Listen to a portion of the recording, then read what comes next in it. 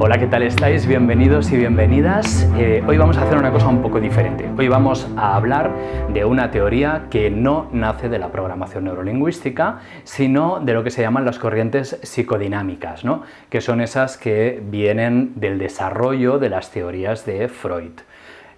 Freud en su momento fue muy descartado, pero hay mucha gente que ha seguido trabajando en estas corrientes que nos hablan sobre todo de las pulsiones del afecto, de estas dinámicas internas que se producen, ¿no? Quizá la palabra que más os suene es la de psicoanálisis, pero psicoanálisis más bien se refiere a la metodología que ellos utilizan.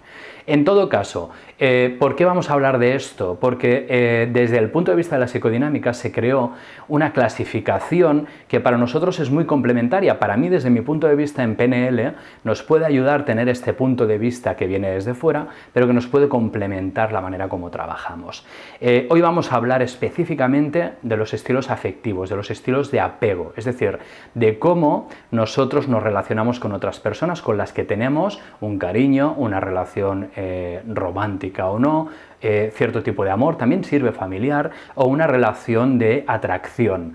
Yo os diría que esto puede ser expandible a diferentes tipos de relaciones en las que siempre haya un tipo de atracción por la otra persona, ¿no? Es decir, esto puede servir tanto para familias, puede ser el amor que puede sentir un padre por un hijo por un padre, etcétera, etcétera.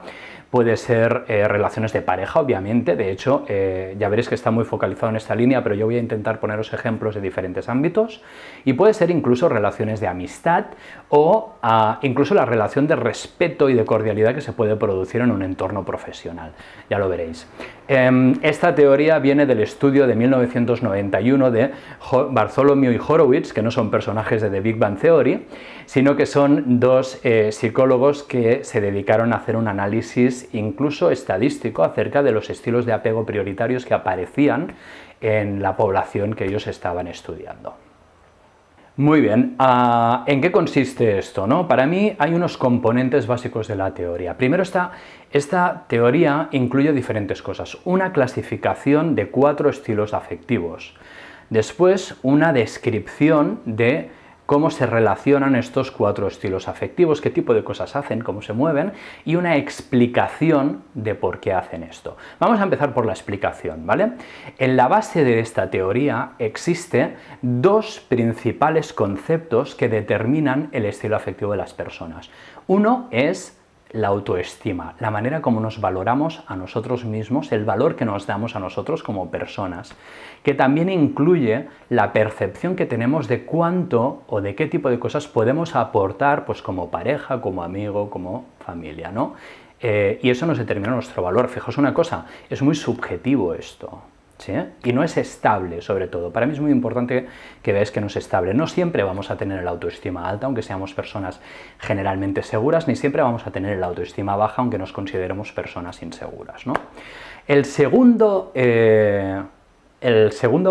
ámbito que está estudiado en esta teoría es nuestra valoración de los demás. Y eso incluye algo parecido a lo que hablábamos antes, el valor que les damos como personas, pero también nuestra percepción de sus intenciones. Es decir, yo puedo pensar que determinada persona pues es muy inteligente, es muy válida, etcétera, etcétera, pero puedo desconfiar más de sus intenciones, ¿no?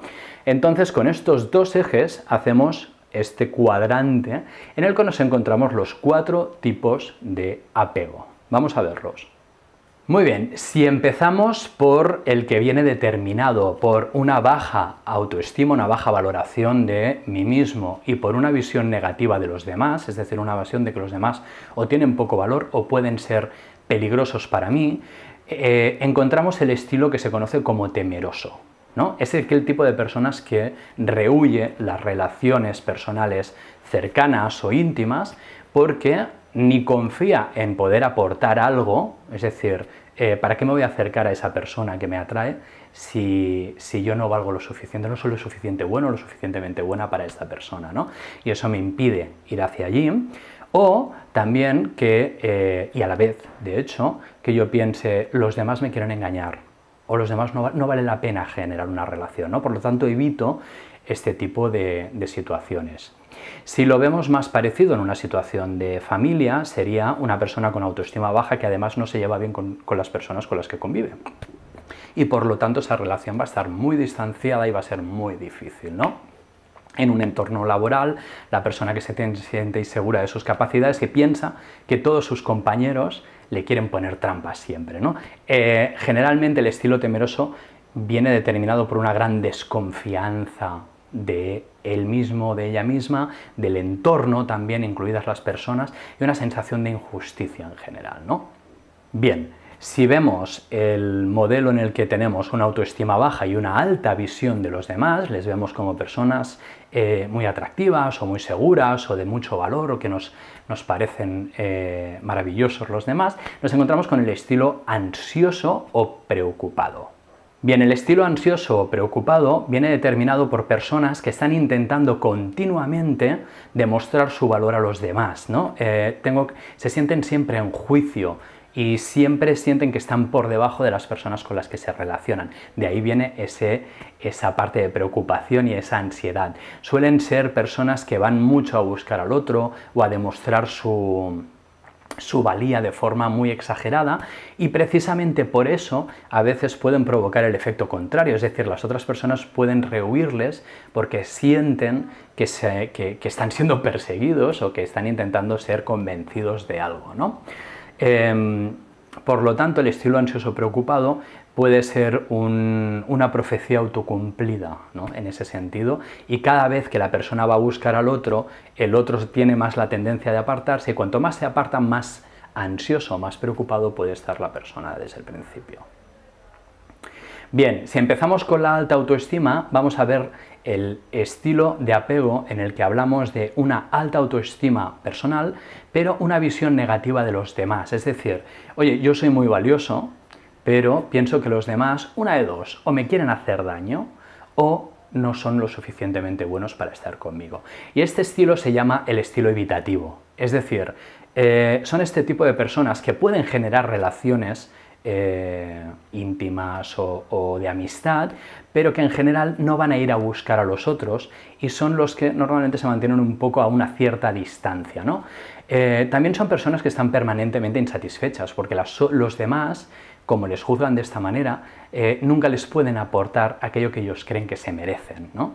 Y por tanto también crea una permanente insatisfacción y un rechazo de las relaciones más cercanas o más íntimas o más honestas, precisamente por esa sensación de que los demás no valen lo suficiente o pueden ser un peligro para mí. Y bien, en el lado más alto de este cuadrante podríamos tener la alta autoestima con la alta valoración de los demás, ¿no? Y este estilo se conoce como el estilo seguro, es decir, yo soy consciente de mi valor como persona, soy muy consciente de mi valor como pareja, como familiar, como amigo, como compañero de trabajo, y también confío en las personas que me rodean. Por lo tanto, no tengo una necesidad continua de estar reafirmando mi relación con los demás, ni de estar defendiendo mi valor. Por lo tanto, generan relaciones que son de confianza, suelen ser más independientes vistas desde fuera, pero que en el fondo tienen una mayor calidad a nivel de, pues eso, de esa confianza, de esa relación que puede ser íntima sin necesidad de ser excesivamente apegada, ¿no? En ese sentido. Evidentemente, podríamos decir que este es el estilo más atractivo para todos. Pero tenemos que tener en cuenta una cosa, como os decía, las personas somos muy complejas y las personas no siempre vamos a estar con una autoestima alta, incluso aunque pensemos que seamos así, ni en todos los ámbitos de nuestra vida. Yo puedo ser muy seguro en mi trabajo y no necesariamente serlo en mi vida personal o al contrario. De la misma manera también sucede con la visión de los demás, ¿no? Oye, que bien estoy fuera, pero todos los de mi oficina son unos trepas, ¿no? Bien, y una vez explicados estas 4 categorías, me gustaría trasladaros algunas conclusiones de este modelo, ¿no? Y de cómo se aplica. Primero me gustaría trasladaros 2 advertencias, 2 precauciones que creo que es interesante que tengamos al trabajar con estos modelos, y después 2 conclusiones que saco sobre esta manera de entender las relaciones humanas. Vamos a empezar por las advertencias, quizá. Y la primera de estas advertencias, para mí, tiene que ver con la categorización. Por lo tanto, esto sirve para todas aquellas teorías, todos aquellos sistemas de análisis que incluyen una categorización de la personalidad de los demás, es decir, aquellas que ponemos a las personas en determinadas cajitas. Por lo tanto, esto vale tanto para estos 4 estilos afectivos como puede valer para el eneagrama o para los metaprogramas en PNL, que también tenemos cosas parecidas, o los sistemas representacionales, etcétera, etcétera. Incluso para el DISC, que es una teoría de la personalidad también y un análisis que se utiliza mucho en psicología y en recursos humanos. Y en el fondo, cuando hacemos eso, estamos reduciendo mucho la realidad, que es súper compleja, y más cuando hablamos de las personas y de su personalidad, a categorías, ¿no? Por lo tanto, siempre vamos a perder información. Esto nunca va a ser una foto perfecta de la realidad. Tenemos que tener en cuenta esto. Siempre va a haber personas que caigan en las fronteras de estas pequeñas separaciones que vamos a estar haciendo. Y habrán personas que serán medio seguros, medio evitativos, medio temerosos, medio o cualquier otra cosa, ¿no? Y que no encajen perfectamente aquí. En general, estas categorías sí son útiles para poder hacer una foto rápida de esta situación y poder hacer un análisis, para poder entender las dinámicas que están sucediendo de una manera rápida y poder intervenir o cambiar cosas, analizarlas o descubrirnos de una manera sencilla, siempre que tengamos en cuenta que eso es una foto de la realidad, nunca la realidad completa, ¿vale? La segunda advertencia es que, si os dais cuenta, empezando por el temeroso y acabando por el seguro, aquí hay una jerarquía. Es decir, el seguro es el estilo afectivo más sano, en el que todos nos sentimos bien, nos relacionamos bien con los demás, y el temeroso genera muchos problemas. Por lo tanto, siempre que hay una jerarquía, tenéis que pensar que también hay un juicio, y los juicios no son siempre tan positivos. Tenéis que pensar también que cuando hay un juicio hay alguien que lo está emitiendo con sus valores, sus ideas, sus creencias personales. Por lo tanto, también hay que cogerlo un poco con esas pinzas. Eso no quiere decir que en algún momento pueda ser bueno ser temeroso, pero quizá sí que está bien no ser siempre tan seguro como para no dudar de nada, ¿no? Esos dos extremos podrían ser problemáticos. Por lo tanto, cuando hacemos esta jerarquía nos puede generar algún tipo de problema o convertirnos en personas con ciertos prejuicios. Ah, es que esta persona tiene un apego temeroso, déjalo estar. No, el valor de las personas siempre es el mismo, más allá de cómo se comportan, ¿no? Así que, de hecho, esto me enlazaría con la primera conclusión que quiero daros de esto, ¿no? Y una es las interacciones que se pueden dar con estos diferentes tipos, ¿no? Es evidente que una persona preocupada o ansiosa, que va a buscar mucho a los demás, que puede convertirse en pesado, puede generar que la otra persona, que en este caso podría ser segura o de cualquier otro tipo, se convierta en evitativa. Porque, oye, me quita mucho tiempo, no me siento perseguido o perseguida, etcétera, etcétera. Y también puede suceder que una persona segura le dé confianza a una persona ansiosa y le suba la autoestima y acaben siendo seguros los dos, ¿no? Por lo tanto, esto es una dinámica, no son cajitas cerradas, como os decía antes. Y de hecho, la segunda conclusión que saco es que aquí hay un proceso de desarrollo personal. Es decir, de temeroso a seguro, dentro de esta teoría hay dos cosas que podemos trabajar, ¿no? Y aquí sí que está bien que pensemos también dentro de PNL, porque hay muchas técnicas para trabajar esto, ¿no? De temeroso a seguro hay dos cambios principales: mi autoestima, cómo me valoro a mí mismo, a mí misma, y cómo valoro a los demás, cómo entiendo la realidad de los demás y cómo puedo entender su valor personal más allá de mis prejuicios o de mi experiencia vital para poder comprender la suya. Estos sí son cosas que podemos tocar desde programación neurolingüística, desde utilizando anclas, desde autodescubriéndonos, entendiendo nuestros valores y creencias para entender por qué somos como somos y encontrar nuestros puntos fuertes y desarrollarlos, pero también para hacer lo mismo con los demás y entender sus creencias, sus puntos fuertes, y verlos como personas más allá de su comportamiento. Estos estilos afectivos no son las personas, son sus comportamientos. Yo me comporto de forma temerosa, yo me comporto de forma ansiosa, yo me comporto de forma evitativa o yo me comporto de forma segura, dependiendo del contexto y dependiendo de cómo esté yo en ese momento, porque mi autoestima no siempre es estable, puede subir o puede bajar. Lo mismo sucede con la de los demás. De hecho, cuando mi autoestima es baja, voy a tener más tendencia a pensar que los demás me atacan o a desconfiar de ellos, porque cuando yo estoy débil, cualquier cosa se puede convertir en un ataque o un peligro para mí. ¿Sí? Por lo tanto, todo esto tiene un proceso que se puede convertir en un camino de desarrollo personal. Así que si te has identificado mucho con el perfil temeroso, con el ansioso o con el evitativo, no te preocupes. tienes dos maneras de trabajar esto, que además son dos maneras preciosas. Una es desarrollar tu autoestima y la otra, entender y comprender mejor a las demás personas, que es algo que siempre, siempre nos hace muchísima falta.